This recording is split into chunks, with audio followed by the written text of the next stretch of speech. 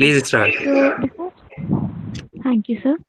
Before starting, I would like to bring this to your notice that at the end of the webinar, a feedback form link will be provided in the chat box, and e-certificates will be provided to those participants who will fill that feedback form and stay with us till the end of the webinar.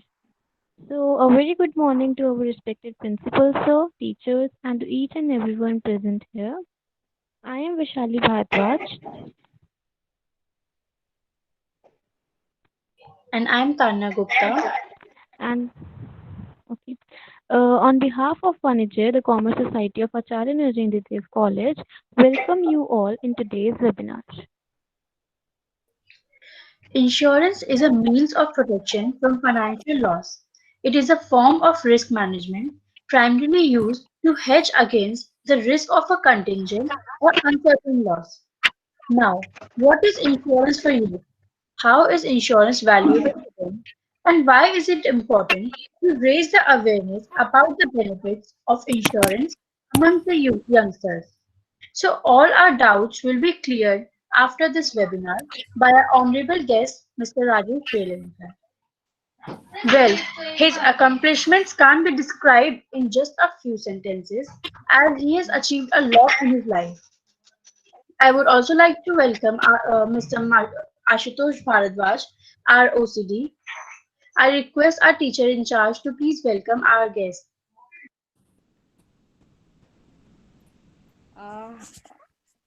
Uh, I think Ashutosh sir permission ले रहे हैं. He's seeking. He's trying a couple of times. He's messaging me first.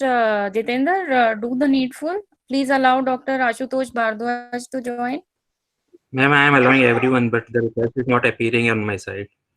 Okay.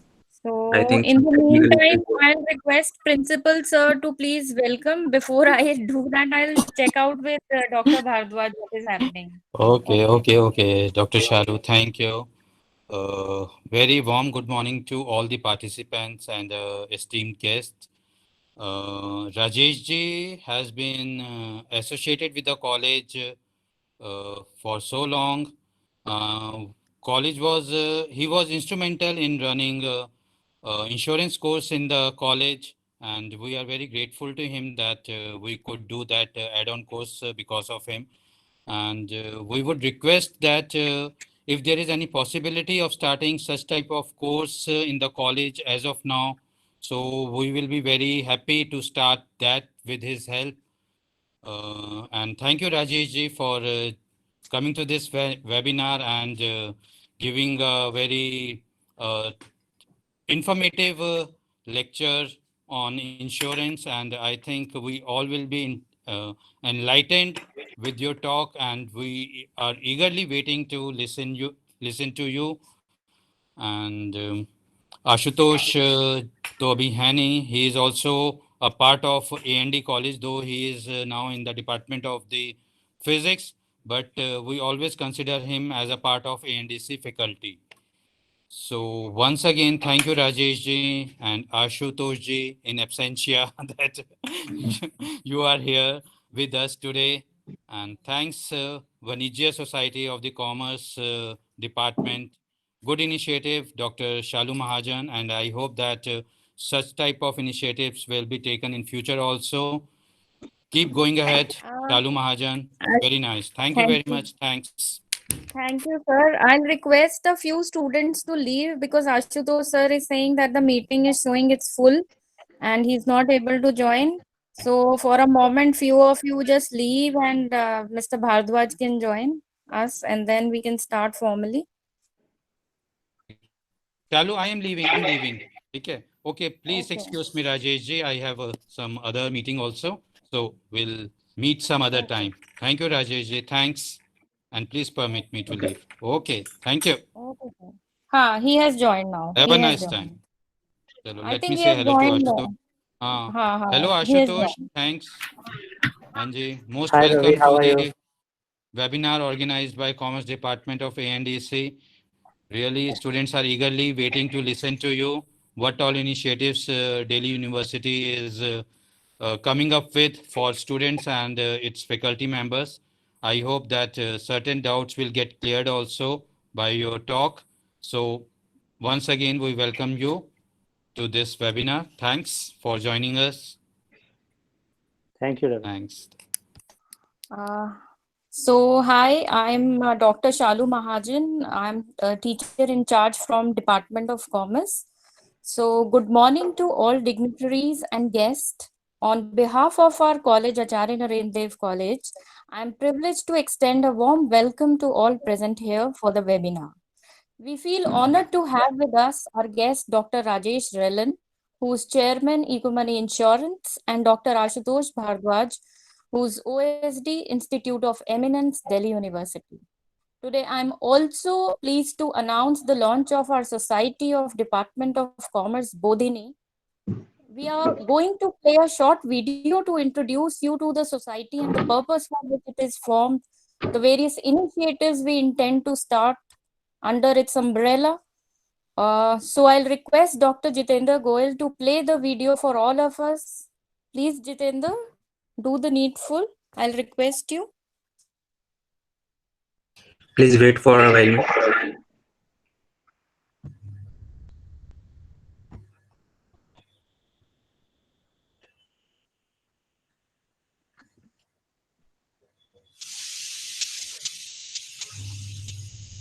Is my screen visible to people? Yes, sir. Yes, sir.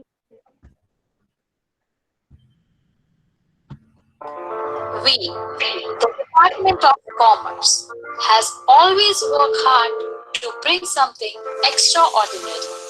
This time, we have come up with an initiative of Bodhi, which means wise, enlightening, and knowledge. It is the academic events and research committee of the Commerce Department of Acharya Narendra Dev College. The committee's objective is to organize seminars, workshops, webinars, and hands-on sessions along with providing academic industry interface for the benefit and academic growth of students, foster the circulation and exchange of knowledge and insights that emerged from such intellectual work of the committee, facilitate and promote research among students, and give them a platform where they can write articles, case studies based on their research work, and provide editorial support for publication of projects. We have been organizing various webinars since our inception.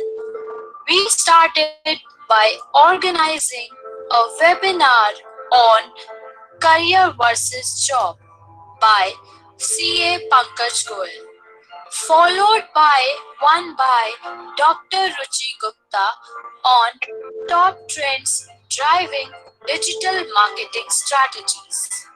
Today, we are formally inaugurating the society with a webinar on insurance for the youth by Mr. Rajesh Rellan. Apart from outside resources, our faculty is also actively involved in enhancing the knowledge and skill of the students. In this regard, we have a workshop coming up on the 10th of November conducted by our senior faculty member Dr. Surinder Kaur along with Mr. Yas Sen, who is also a chartered accountant.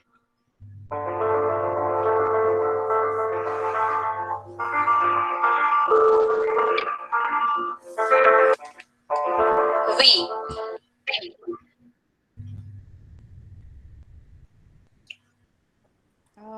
Thank you, Jitendra, for playing. Thank you, everyone. Thanks, Jitendra. The Commerce Department is grateful to you, Mr. Rajesh Relan and Dr. Ashutosh Bhardwaj, for kindly accepting our invitation and for sparing your valuable time. Our guest needs no introduction, but still I'll request our faculty from Commerce Department, Dr. Surinder Kaur, to please introduce our esteemed guest. Thank you. Over to you, Surinder.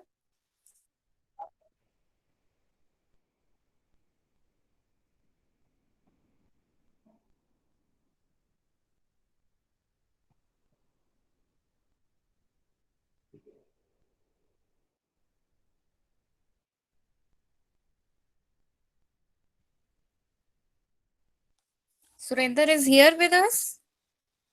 Can someone check? This Surinder is here.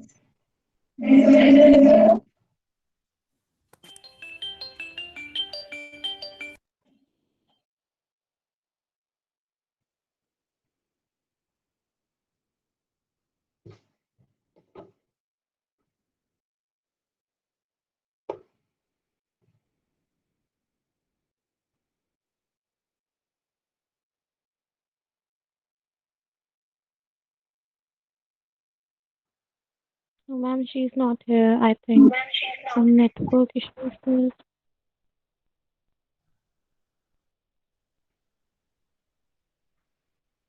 I think Surinder ma'am has some internet issue. So I'll She has joined introduce- back. She has joined back. You joined? Oh, that's great. Okay. Technology, you see, we all are facing challenges are at our end.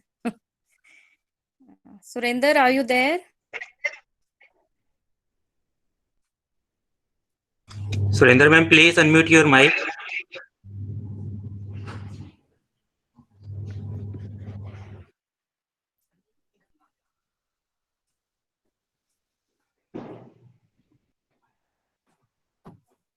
Yes. Am I audible? Jitendra, I think, yeah, yes, Yes, ma'am. Yes.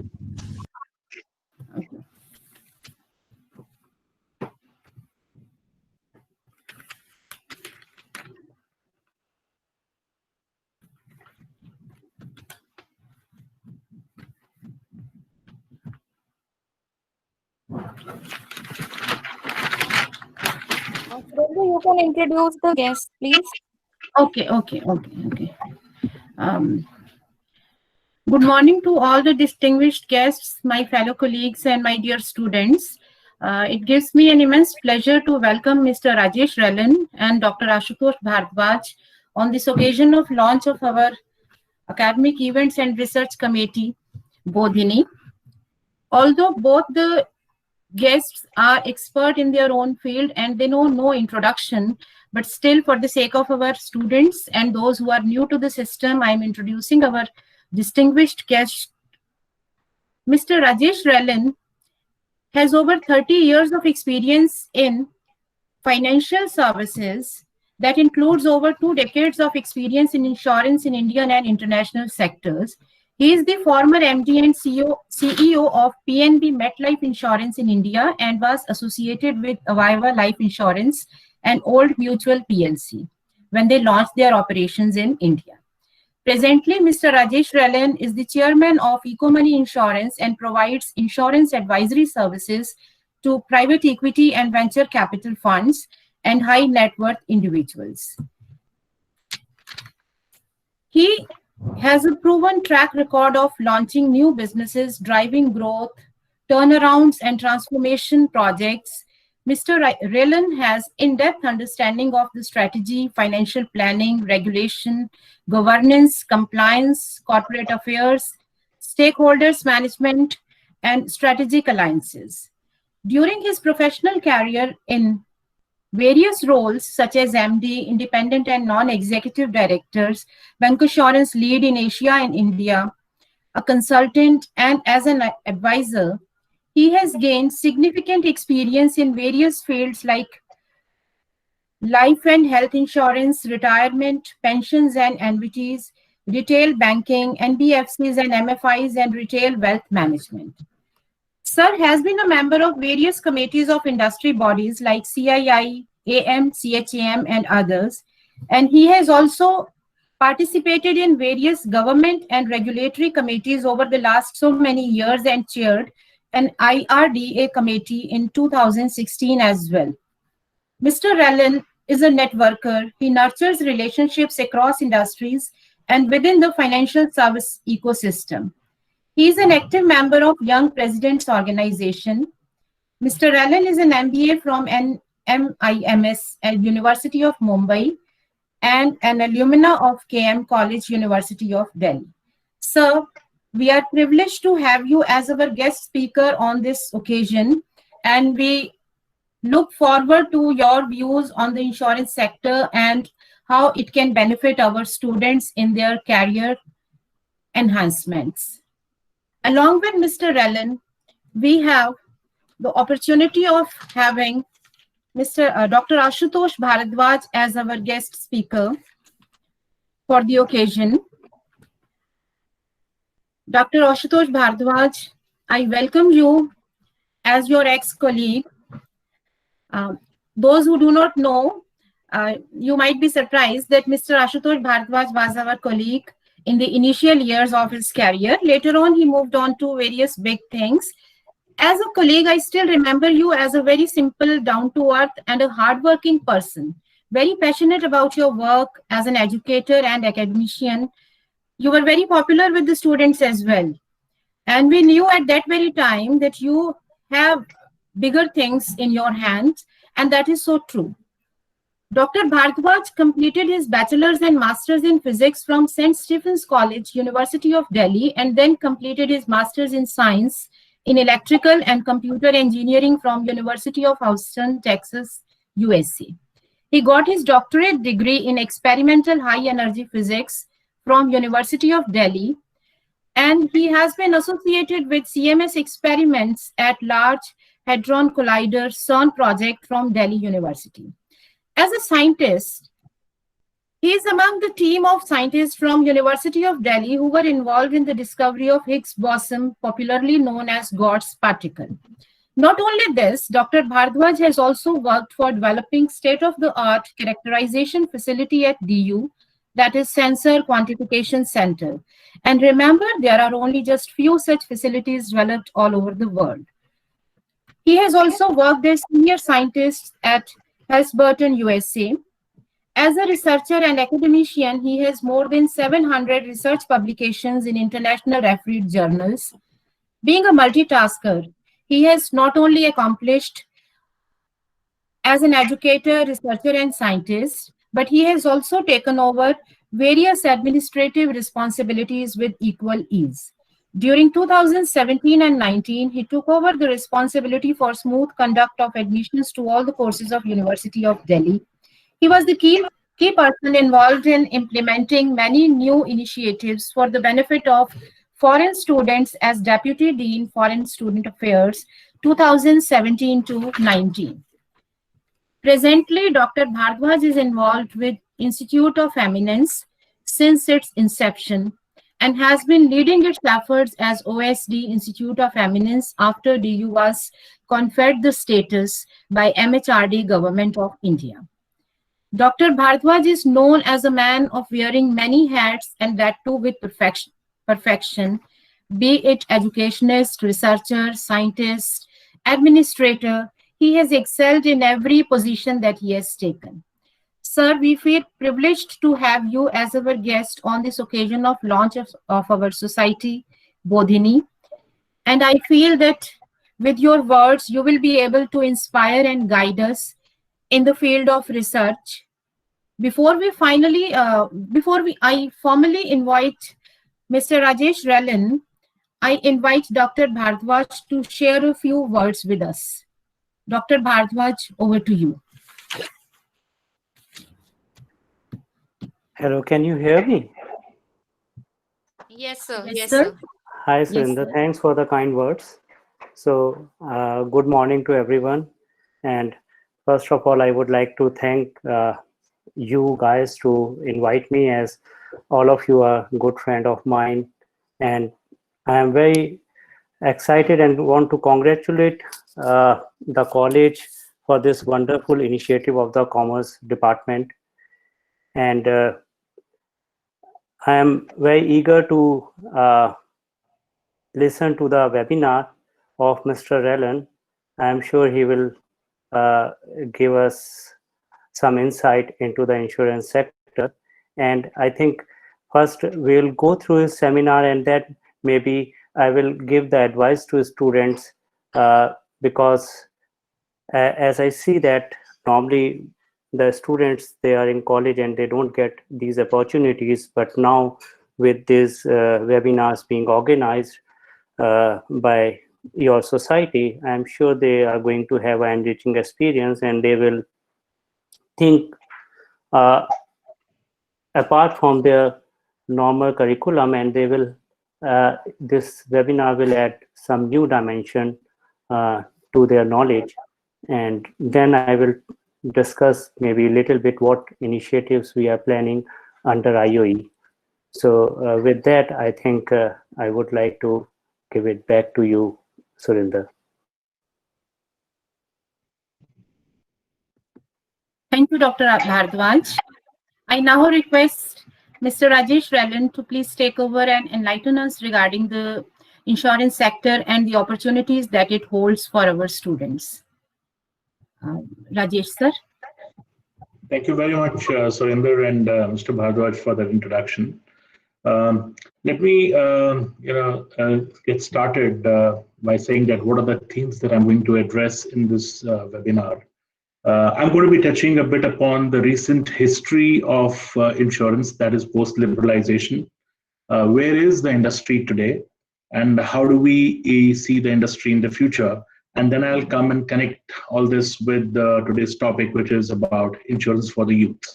So since the topic is about insurance in the youth, how I see this is the youth and their family as the insureds, because they would definitely be customers of one of the insurance companies.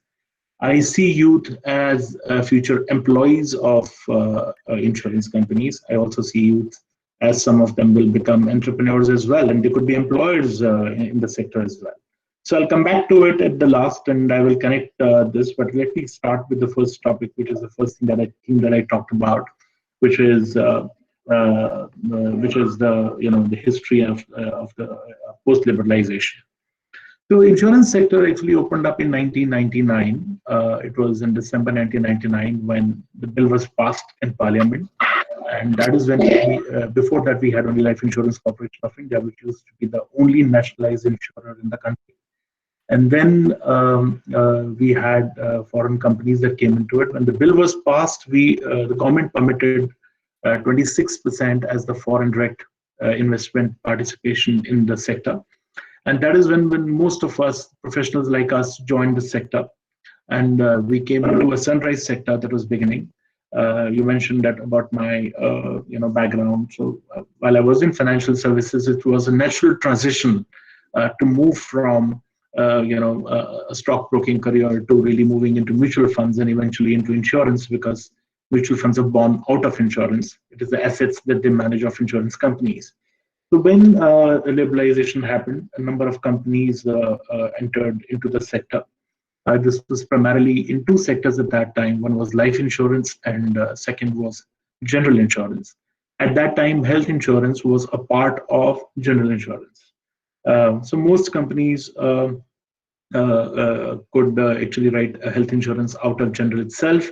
As per the Act, amended Act, even life companies can write health insurance business, but that is critical illness, which is defined benefit, which means a person is given the sum assured on happening of a certain event or happening of a certain illness. So even life insurance companies could write that, and general insurance companies which were writing health insurance could actually write products which we call as indemnity products, which are hospitalization, Mediclaim, all that you hear, which all the retail customers buy. So the industry was nascent. We had a lot of foreign companies that came into the country, from Prudential of America to Prudential of UK to you had MetLife from the US, and we had AIA from Hong Kong. So a lot of companies came into it, and they collaborated with Indian industrial houses, and that is how they formed insurance joint ventures. Some of these joint ventures, the names that you hear today are SBI Life with Cardiff, you have ICICI with Prudential, you have HDFC with Standard Life of UK. And over the last 20 years, these companies have really become multi-billion-dollar companies over the last 2 decades, as you see.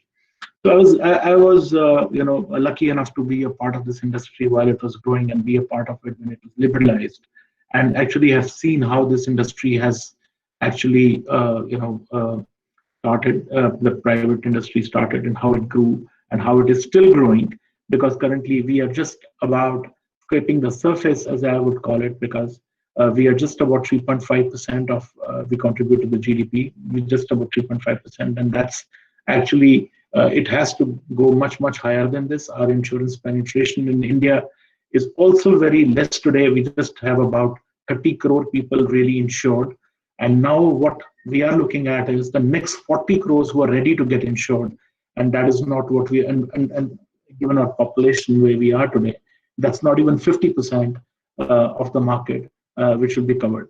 The penetration is low. Our GDP contribution as a premium is very low. Our per capita insurance is also very low in the country. So I feel that this industry is yet in its nascent stages. Even though it's been 2 decades with private sector around, there is still a lot of growth that is yet to come into this particular industry. So today, where is the industry today? Today we have 24 life companies, we have 25 general insurance companies, and we have 7 standalone health insurance companies. So like I mentioned that initially when it started, it was life and general companies. Few years back, a new sector was created called health insurance, and the regulator permitted even standalone health insurance companies to start writing the business in the country. Standalone here means companies which are only focused on health insurance. They can write critical illness, which I just explained, along with indemnity products. General insurance companies can write only indemnity products, and life companies can write only critical illness products. So that is how the industry has now shaped up. So we have 3 different categories today. The size of the market today is of life insurance is almost 150,000 crores, and I would say that close to 60% of that is held still by Life Insurance Corporation of India, and balance 40% is held by the private players.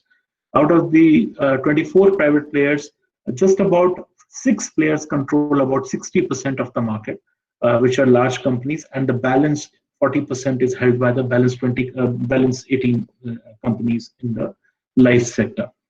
Now, what is interestingly developed over these years is the general insurance sector as well.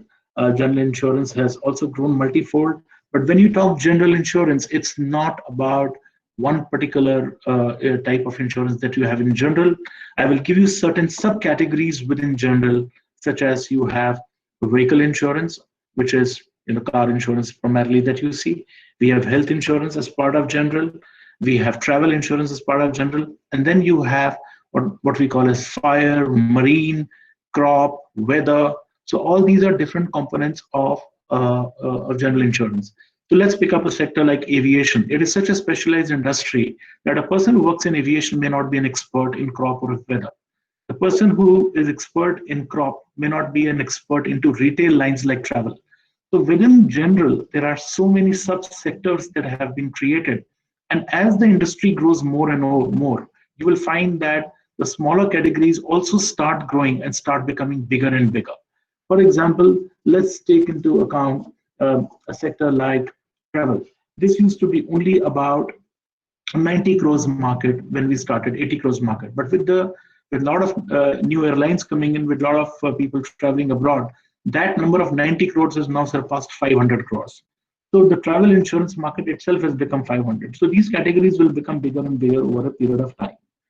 So now, after the first amendment of liberalization, which I talked about, wherein foreign players are allowed 26%, in 2015, there was another amendment, and this 26% was increased to 49%.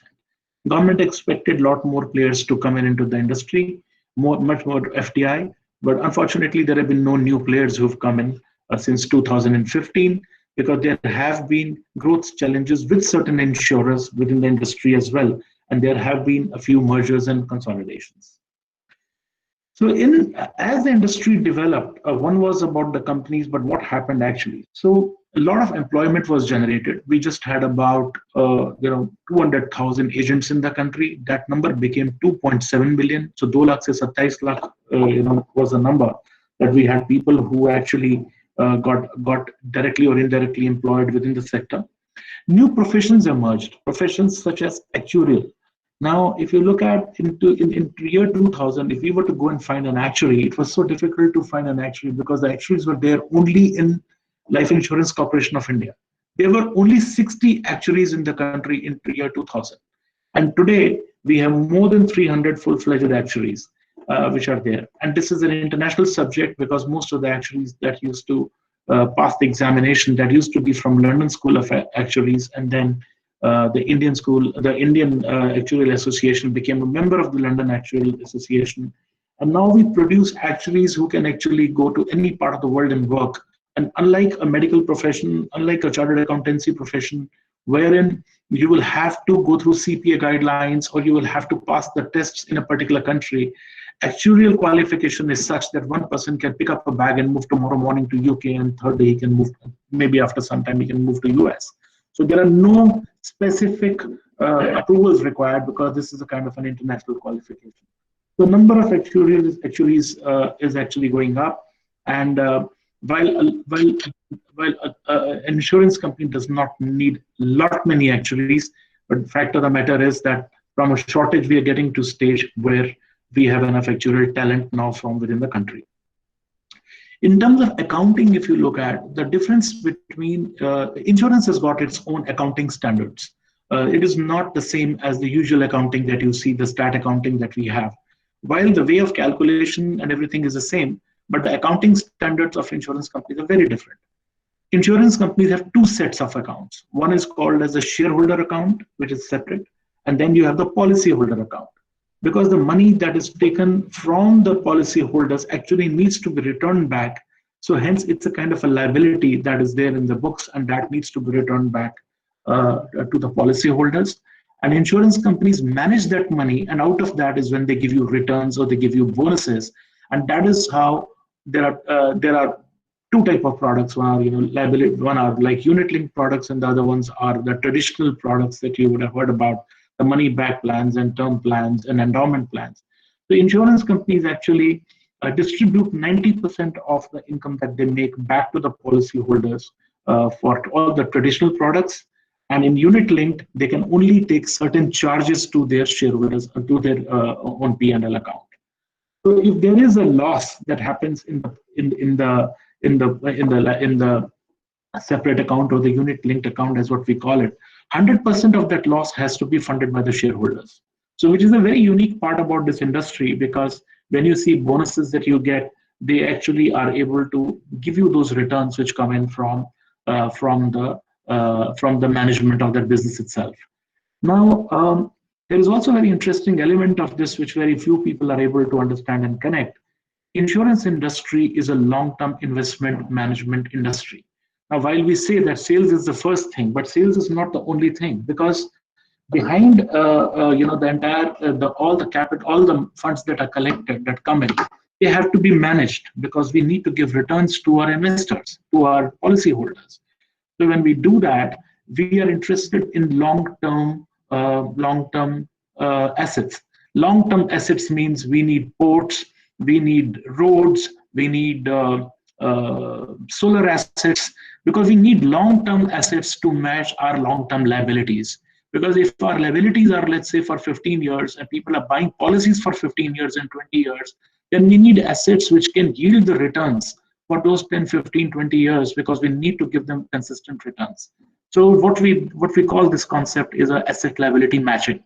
So this is where the entire essence of insurance comes in, that insurance contributes to the development of the economy, because insurance is actually funding all the long-term assets in the country. And as we collect more and more premiums, the deployment towards long-term assets will start increasing. Hence, there is a direct link between the infrastructure development of an economy and the growth of an insurance sector. And today, as you would see, the largest real estate sector holder in this country is Life Insurance Corporation of India. When you go around Parliament Street, you see Jeevan Tara, Jeevan this, Jeevan that. All those buildings are actually owned by Life Insurance Corporation of India, which are actually rented out to the government. And when they get the returns from those, that is what they distribute as bonuses to their customers. So that was about accounting. Company law is exactly the same as what we have in insurance.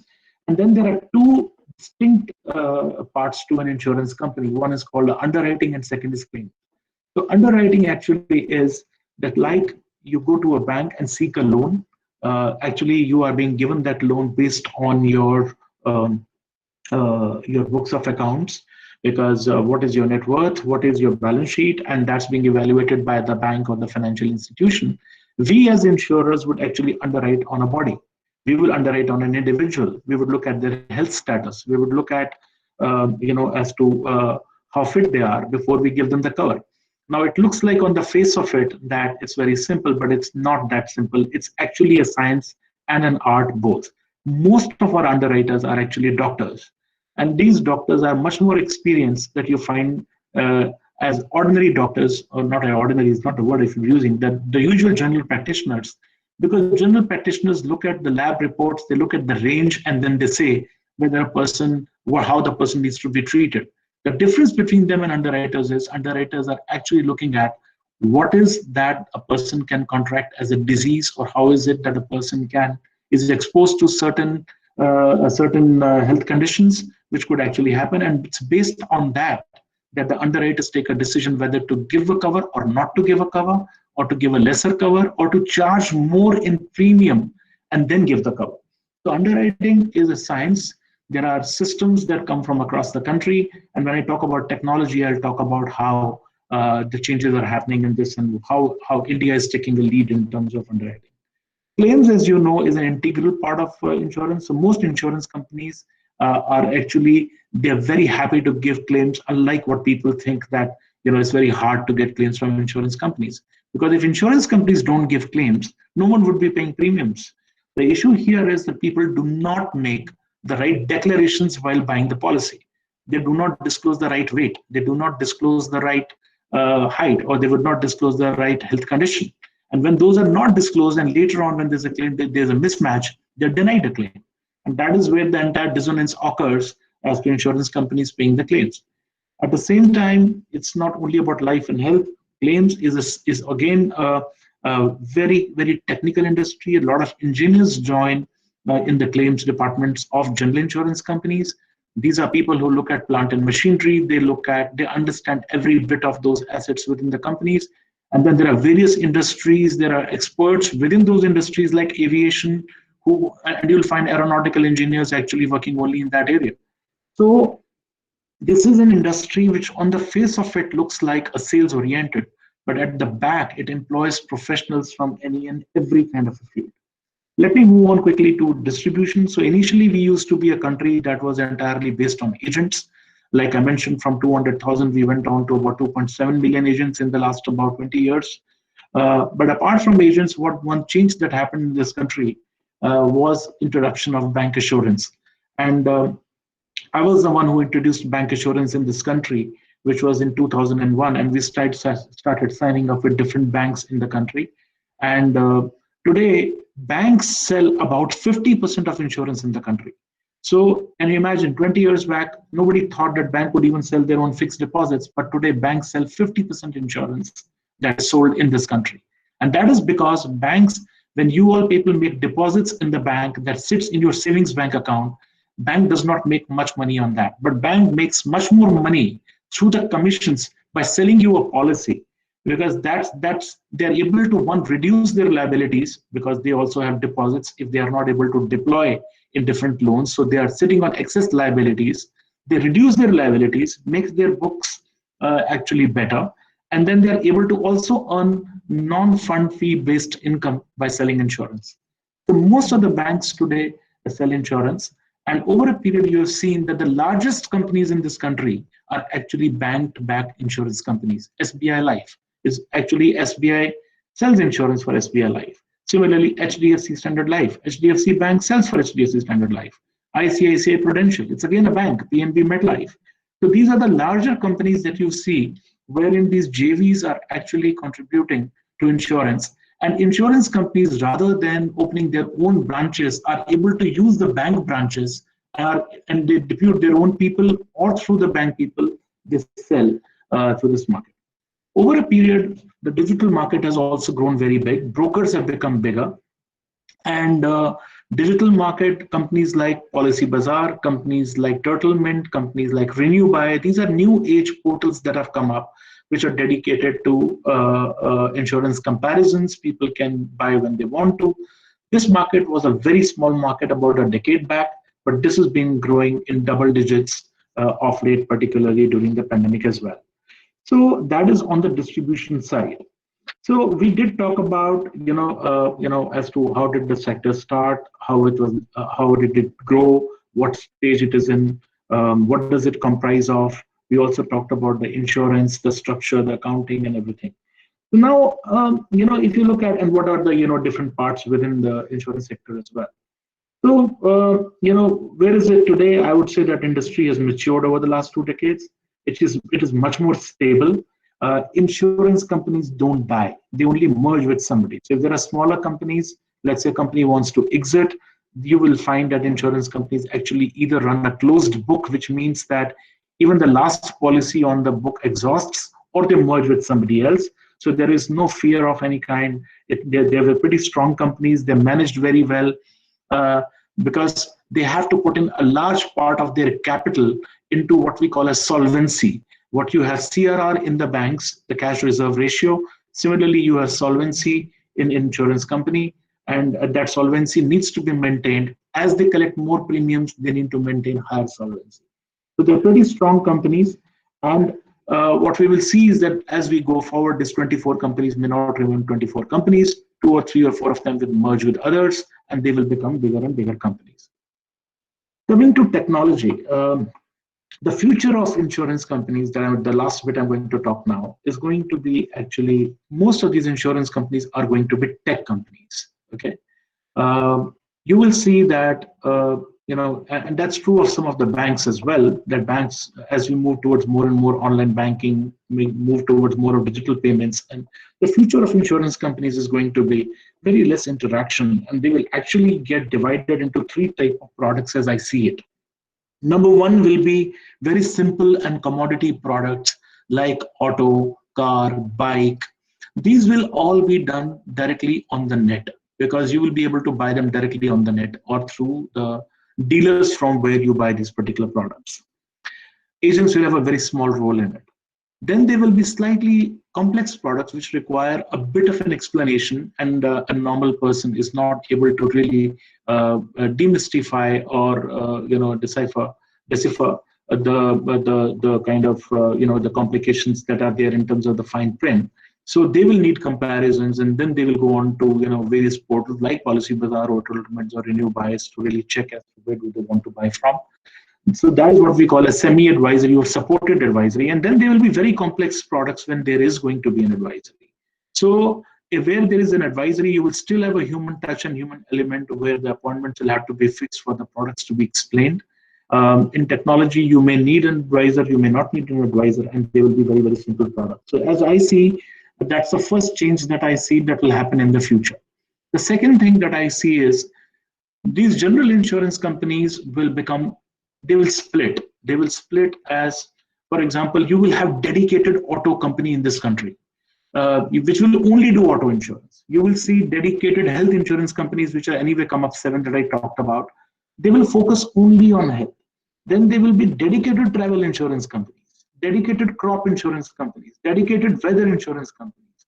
They will all become separate. So this number that we see today of 25 general insurance companies, I would see 50 insurance companies maybe over the next 10 to 20 years. That's how I see it. The reason for that is today the subcomponents that I explained earlier are very, very small, and they don't deserve a separate company, and hence they are combined within the general insurance umbrella. But as they become bigger and bigger, they will separate out like health separated out from general. So you will find that new age insurance companies will come up in the future, and they will be separate companies because the capital structure required to support each of those is very different. For example, a car is a 1-year product, but health could be many years product, but it gets renewed for very, very long term. Similarly, life may be a 15 or a 20-year product. So the capital structure is very different. The way you support these companies is very different. Their product life cycle in terms of profitability generation is very different. So they will separate over a period of time. But today, most of the companies subsidize one subcategory with the other. So that will change over a period of time. So this is a sector where I would say that health will grow very fast. It is actually the fastest growing subcomponent today. It's growing by about 40% today in the country. There are 3 companies that are listed in the market. I would expect at least 3 or 4 more getting listed in the next 2 or 3 years. We will find that as they get listed, more capital will flow in. Emergence of InsurTech is going to be very big in the future, where things like underwriting backed by AI, you will find that the new age insurance companies will actually be based on disease patterns in health insurance. Because people who are in south of India, they might be consuming more of, let's say, coconut oil that leads to cholesterol, high cholesterol, compared to North India, where there'll be more meat eaters compared to other people. So the disease patterns actually are very different as compared to the country. And at the same time, the medical costs are also very different. A heart operation, let's say, in Medanta, in Delhi, could be around 3.5 lakh rupees. When you move to Hyderabad, that becomes about 1.8 lakh rupees. So, why should a person pay the same premium? So you will have, and why does a mother that needs to drop a kid only to school and comes back home, why does she need to be charged as a driver the same premium that somebody else, like a taxi driver who's driving his car maybe 12 hours in a day? So the premiums will change over a period of time as behavioral economics and behavioral patterns emerge, as we have more data, as there are more analytics, the pricing will become sharper and sharper with time, and analytics will play a big role into it in the tech companies or in the InsurTech companies of the future. It's already started happening, and you will see more and more happening. And then what you will see is bite-size insurance, which is you will buy insurance like you are seeing today only for a Ola or a Uber ride, paying only 1 rupee for a ride, or you're paying only for a train journey. These are bite-size insurance is what we call it. This will increase also over a period of time.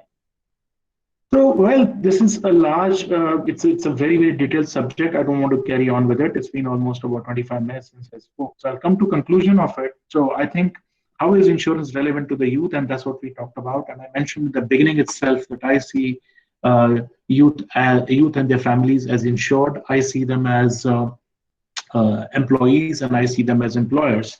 And somewhere or the other, I think large part of them would also be consumers. But within an insurance company, as I've just talked about, I think the number of employment opportunities that come up for a statistical and a maths graduate versus a commerce graduate versus a person who's been, let's say, an engineering graduate, which is not the case in your college, but from outside. I think they touch upon different academic sides into an insurance company, and it's a highly complex industry. It looks like a very simple thing on the front that you're just selling a policy, but at the back, there is so much of probability work, there is so much of actuarial work, there is so much of technology, calculation, investment management that is working to make this industry really work into different domains that we talked about. So as I see it, future of employment in this country is going to be self-employment. People will have to self-employ more because jobs creation is going to be a challenge in the future.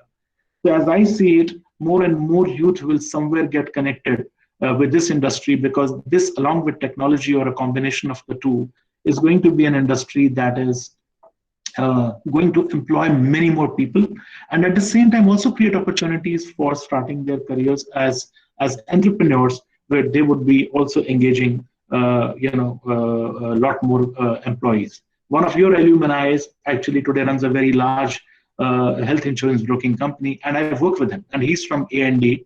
And I know that he is one of the largest brokers in Delhi, and he's a student who passed out about 15, 20 years back. I also had a chance to recruit one of your graduates who became my CFO in my PNB MetLife, and who was also from A&D, and he's now moved on to Microsoft in the US. So I have seen that people have come in and joined this industry, and they have actually really flourished because they also came at the right time. So I've talked about various areas, and I think that it lots depends upon your interest, specialization, or what is it that you want to do.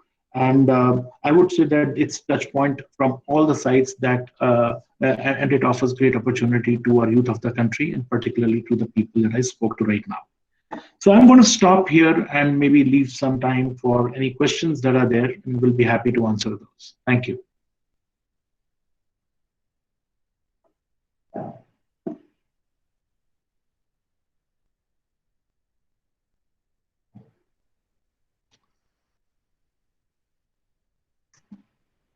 Ashutosh or Surinder, you can take it from here. And if there are any questions, maybe they can always be answered online or whatever. And maybe the person can unmute themselves, and I'm happy to answer. Or we can always answer these questions later as well if there is nothing right now.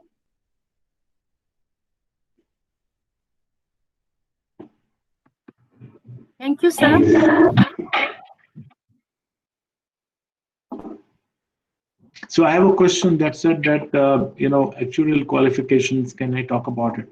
Yeah, actually, I have seen in my career, in my working time, that largely actuaries come in from, maths and stats background. They actually have to pass about 6 papers before they can actually be enrolled as an apprentice under an actuary.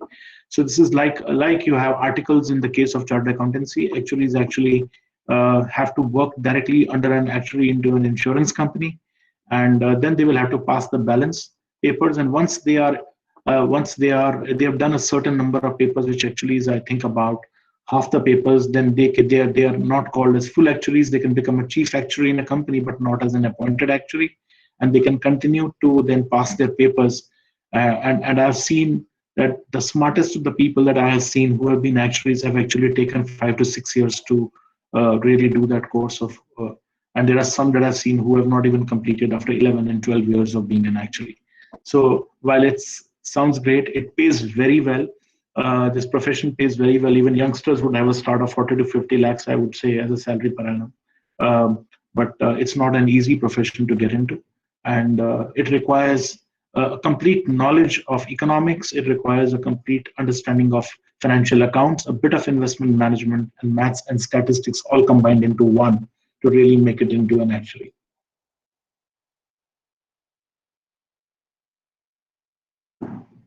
So there's another question which says that why do I think that LIC still holds 60% market share? So I think when the industry opened up at that stage, everybody was apprehensive that why are we allowing private players in this country? Now, what has happened is that private players haven't taken any share. They have taken overall absolute market share from what it was earlier. That LIC has also grown multifold all these years. It is very natural that if there is 100 rupee and that 100 rupee needs to be divided, and if 100 becomes 200, and out of the 200, let's say 40 is being held by private players, that is 80, LIC has still become from 60 to 120. So because the overall market size has also increased. The market size has increased, but the overall market share has declined, which is natural that as more and more players come in, you will find that and they grow faster. But I would say that LIC has done very well because LIC has been also growing at the same pace as private players. They have actually, people expected LIC to come down below 50 in the first 10 years. And I can say it's been 20 years and LIC has actually is at 60% today. And that is because more and more people have become aware of insurance and they go back to their family agents to whom they have more confidence. I would say that in real effect, LIC has grown multifold to that extent since the liberalization, whereas in overall market share, they have gone down. Got it, sir.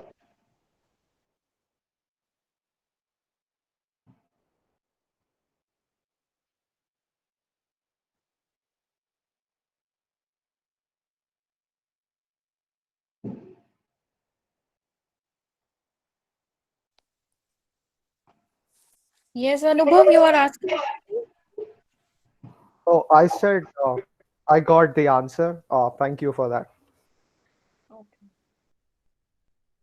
what will you suggest? Should we choose LIC? There is a question coming in. So I think, like I mentioned to you, that all companies are monitored by Insurance Regulatory Development Authority of India.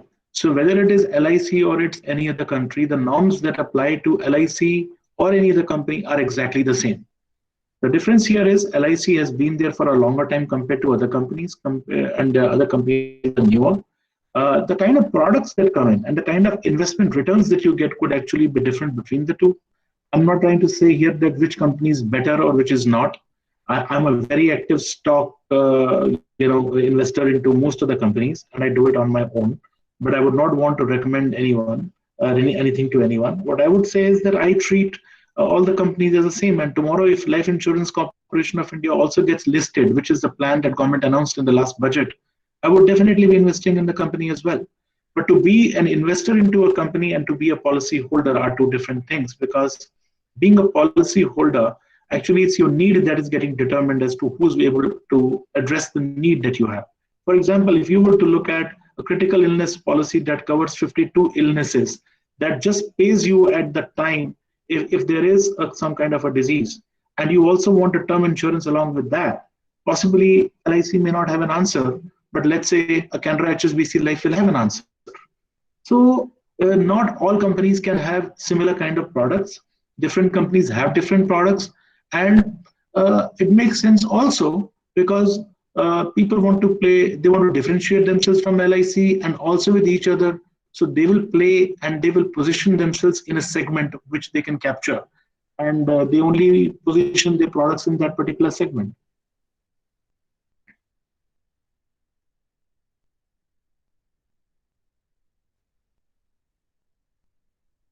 So the question which says, when do you think is the right age to opt for insurance?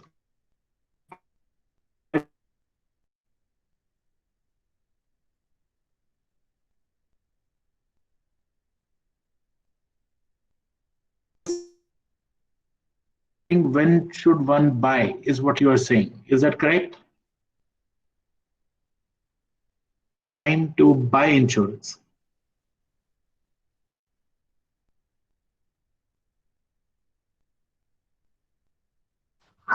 Okay, I got the answer from Raghav Janeja. He says time to buy insurance. So I would say that, there are different triggers that one needs to buy the time to buy insurance. For example, health insurance can be a drain on the finances of a family if one is not insured in time.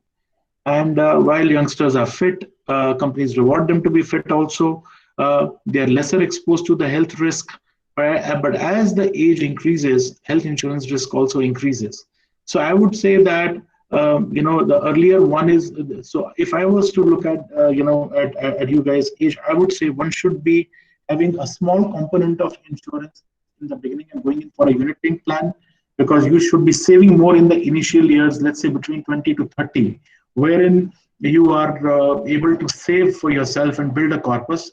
Between 30 and 40, you should change the mix between the investment and insurance risk, and then buying health and also your term plan as you start earning and start building a family, because then you are not only at risk management, not only you are at risk, but your family is also at risk.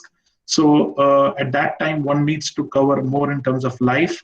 And as you're progressing from 40 years onwards, I would say health would be the most important thing. Or it would be the most important thing that you need to take care of. But also to remember is that with age, insurance premium starts going up. So if you buy early, let's say a term plan, the premium remains constant for the rest of your life. You don't have to pay an increased premium unless and until you opt for it. So second thing is that there are certain need triggers for insurance, things like, let's say, need triggers like, let's say you're buying a house, and when you buy a house, you're taking a loan. And when you take a loan of 10 lakh rupees or 20 or 30 lakh rupees, it's critically important to cover that loan with a policy. But it's important to also understand which policy to buy at that stage, because most banks will want to get highest commission. And when they give you a loan, they sell you a policy, which is a unit-linked policy. Now, you don't need a unit-linked policy. What you need is a term policy, which actually covers that loan and provides for disability and accident insurance, so that at that stage, if something happens to the person, then the loan gets repaid automatically. and that loan should, whatever the policy expenses, should actually be combined with the loan itself, so that you don't even feel the pinch of paying that, because it hardly comes to 100 200 rupees that one would be paying over and above that, but you're actually covered. So there are certain triggers. I've seen large industrial families where somebody is taking a term loan from a bank for 200 crores. I've seen people where they are partners and they expect to separate out after about 5 or 10 years. So they take partnership insurance, which is that it itself pays for separating of a partner. Similarly, if you're taking a huge borrowing from a bank, and if something happens, then that borrowing gets paid and the company doesn't get impacted. So that triggers. So there is no such time to buy insurance, but I think important is what those triggers are.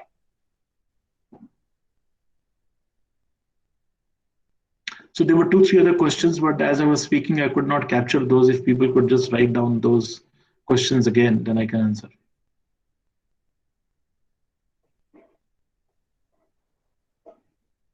Hello. Yes, please go ahead. So you said, like most banks, insurance which reduces the liability and it is like a competitive advantage for them. So what do you think are the characteristics of a great insurance company that add value to its policyholders? I think that I would talk first from about the investment perspective, and then I will talk about the management perspective, and then I will talk about the product performance quickly, because otherwise this can be a very lengthy topic to discuss.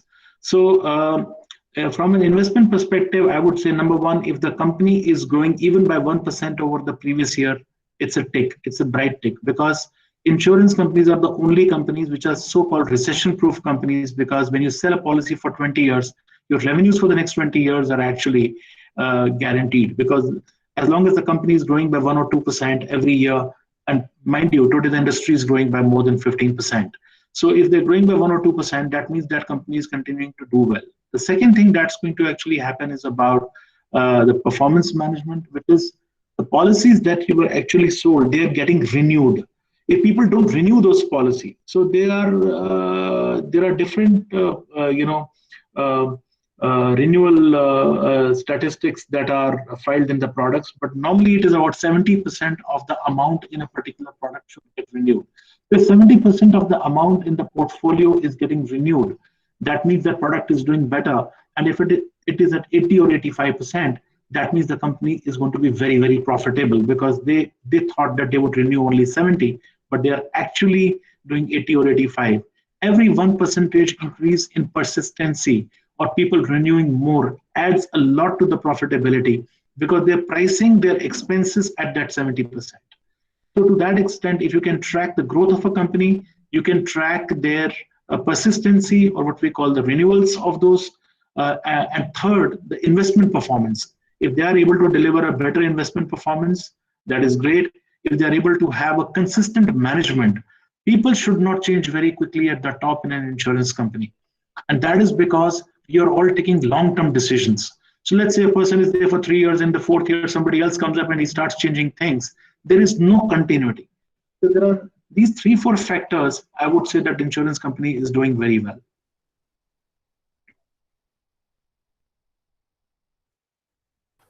Got it, sir. Thank you.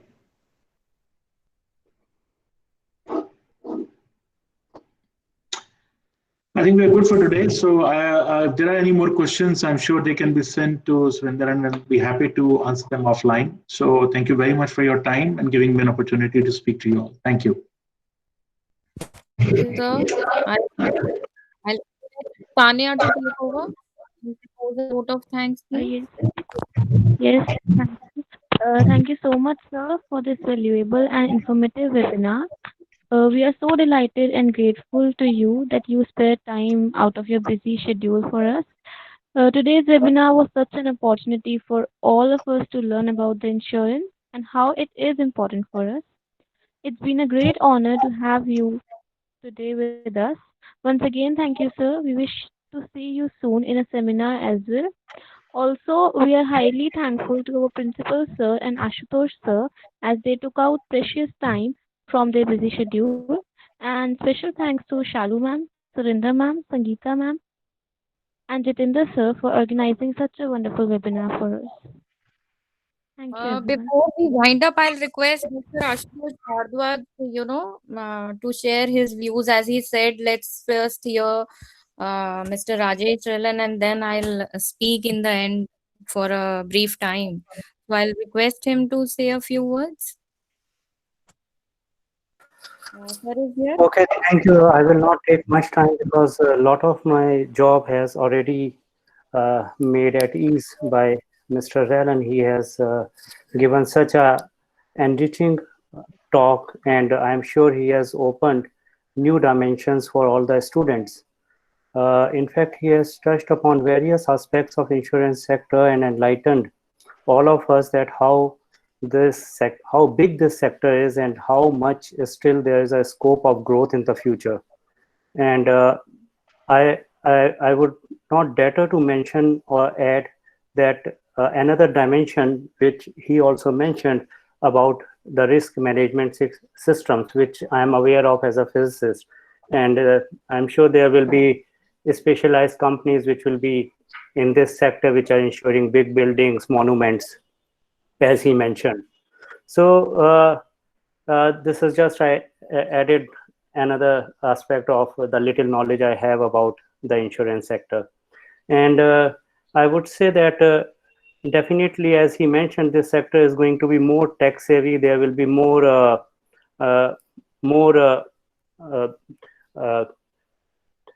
multidisciplinarity, which is going to be part of this sector, which I would like to talk about in terms of IOE.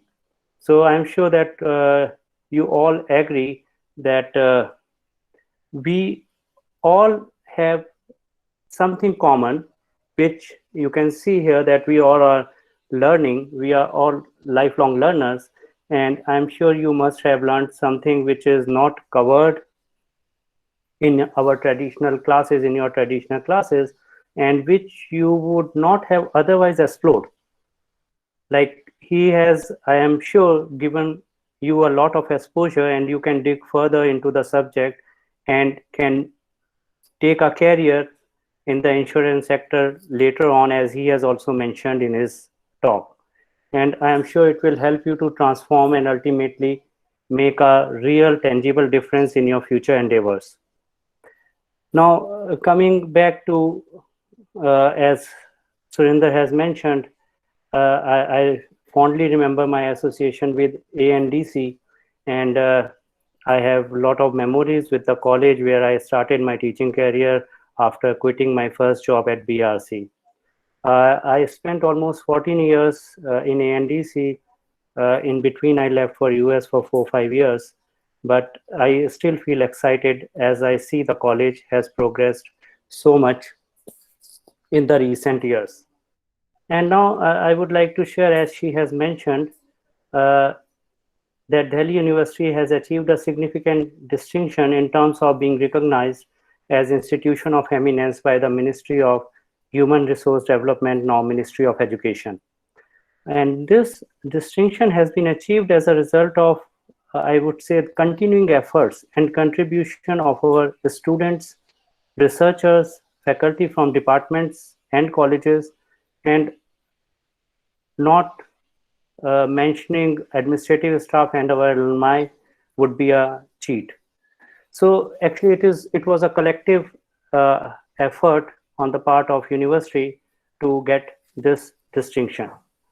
Now, just I would like to mention that IOE, under IOE, what we are proposing is, we are proposing when we propose this strategic plan, we envisioned the stimulating the academic life in campus and beyond what we are doing as a leading higher education institution in India. That is what we have envisioned when we proposed our application for IOE. And now, once we have achieved this distinction, what we are seeking is the participation and partnership of our faculty members from various colleges in different disciplines. This will actually help us to widen the net of talent pool of researchers across our colleges. And this is what we envisage as a first step, planning towards laying a foundation of a wider academic participation and in furtherance of the university's research profile. Just to let you know that under IOE, we have come out of the subject domains and have broken the disciplinary silos where we have planned schools which are inter and transdisciplinary in nature. To mention a few, we have established some schools like Delhi School of Public Health, Delhi School of Transnational Affairs, Delhi School of Climate Change and Sustainability, Delhi School of Public Policy and Governance, Delhi School of Skill Development and Entrepreneurship, and some of the schools are going to be come up very soon. And as he has mentioned in his talk, and you also are aware that in future, the big data, data analytics, these are going to be the future things. And you guys being from commerce have been also dealing with numbers. You are learning some skills, how to present your balance sheet, how to perform regression analysis. So in all these schools, there will be a lot of data analysis where teachers and students from commerce, economics, mathematics, statistics, computer science, and other fields can contribute a lot. And I have deliberately left physics, but of course, as a physicist, I'm sure that we are also going to contribute. Now, in every discipline, particularly during our traditional learning, we learn different skill sets. But normally we don't think beyond the scope of our studies and how to apply these skill sets in other fields.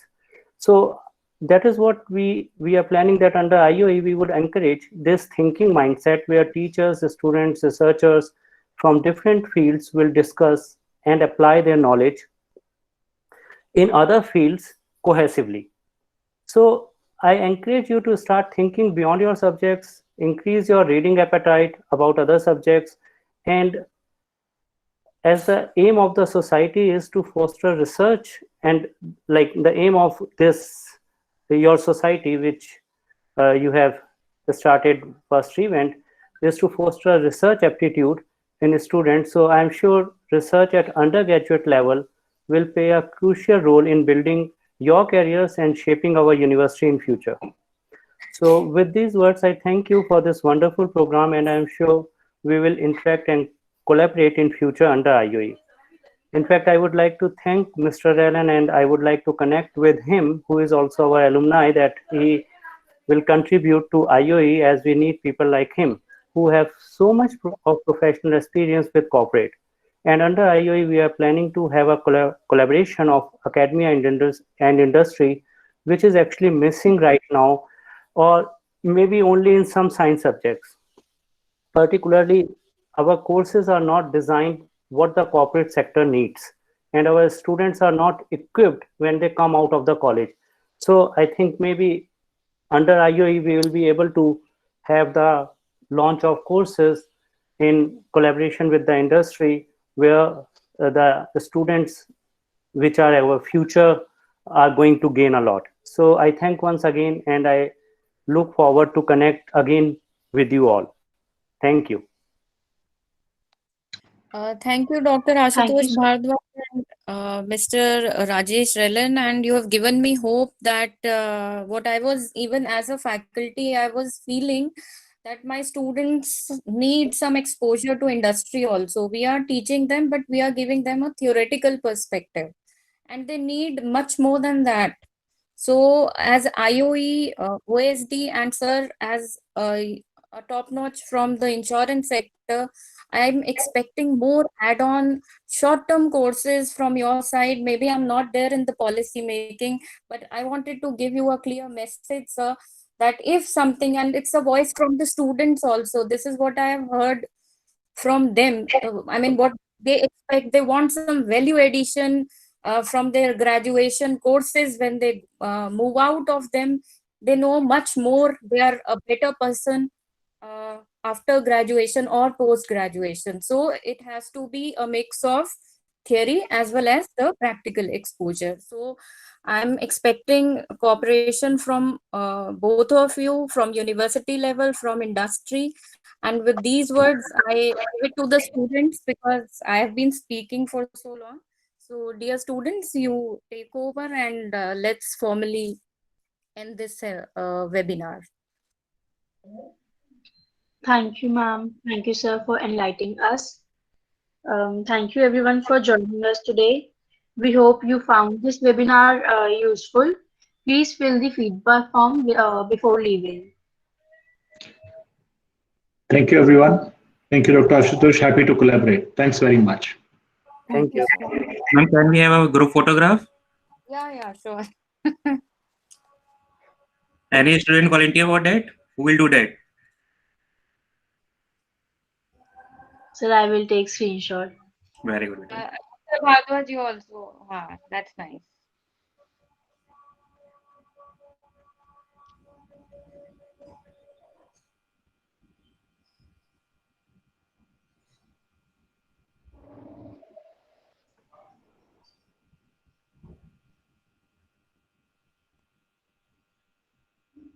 Are we done, Jitendra? Ma'am, Tanya is doing that, I think.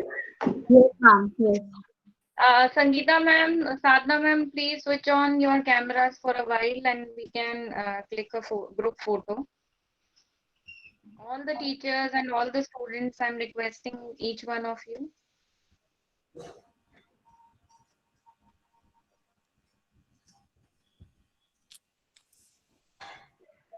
Done, ma'am. Okay, thanks a lot, dear. Thank you. Thanks a lot. Thanks. So with this, I think we can leave. Thank you all for once again for joining. Thank you.